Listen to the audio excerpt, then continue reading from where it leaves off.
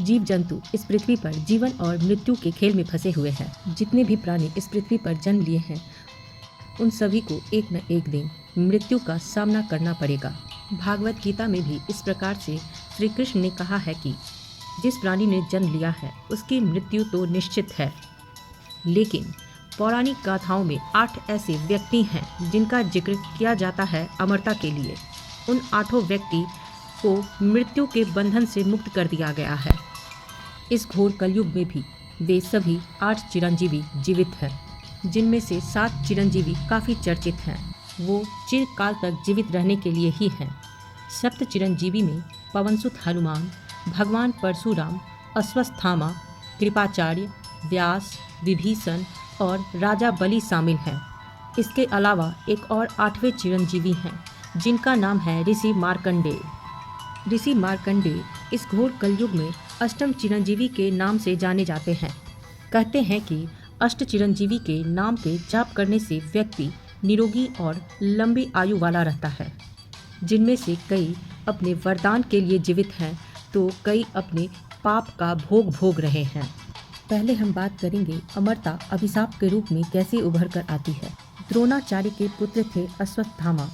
अश्वत्थामा को भगवान श्री कृष्ण ने श्राप दिया था कि तुम सृष्टि के अंत तक घायल अवस्था में यूं ही भटकते रहोगे, और इस तरह से उनके लिए अमरता एक अभिशाप के रूप में सिद्ध हुई। द्वापर युग में महाभारत युद्ध से पूर्व गुरु द्रोणाचार्य अनेक स्थानों में भ्रमण करते हुए हिमालय के ऋषिकेश पहुँचे। वहाँ तमसा नदी के तट पर एक दिव्य गुफा में तपेश्वर नामक स्वयंभू शिवलिंग है। यहाँ पर गुरु द्रोण और उनकी पत्नी माता कृपि ने शिव की तपस्या की। इनकी तपस्या से प्रसन्न होकर भगवान शिव ने इन्हें पुत्र प्राप्ति का वरदान दिया। कुछ समय के पश्चात माता कृपि ने एक सुंदर तेजस्वी बालक को जन्म दिया। जन्म ग्रहण करते ही इनके कंठ से हिनहिनाने की सी ध्वनि उत्पन्न हुई, जिसके कारण इनका नाम अश्वत्थामा पड़ा। जन्म से ही अश्वत्थामा के मस्तक पर एक अमूल्य मणि विद्यमान थी, जो कि उसे दैत्य, दानव, शस्त्र, व्याधि, देवता, नाग आदि से निर्भय रखती थी। उस चमत्कारिक मणि के कारण ही अश्वत्थामा को बुढ़ापा नहीं मिला।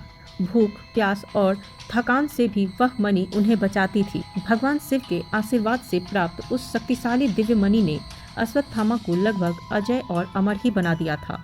किंतु महाभारत के युद्ध में अश्वत्थामा ने एक जघन्य और घोर पाप किया था। अश्वत्थामा ने अभिमन्यु की विधवा उत्तरा के कोख में पल रहे उसके पुत्र परीक्षित पर ब्रह्मशिर अस्त्र का प्रयोग किया, जो ब्रह्मास्त्र का ही एक परिष्कृत, जटिल एवं संशोधित रूप है।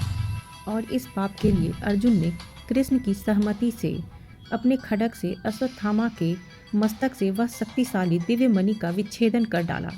मणि विच्छेदन से वह अश्वत्थामा श्रीहीन हो गया और श्री कृष्ण ने उसे श्राप दिया कि तू शारीरिक और मानसिक आघातों की पीड़ा भोगता हुआ उस दुख का अनुभव कर सकेगा जो तूने दूसरे को दिए हैं, और तुझे कभी भी शांति प्राप्त नहीं हो सकेगी।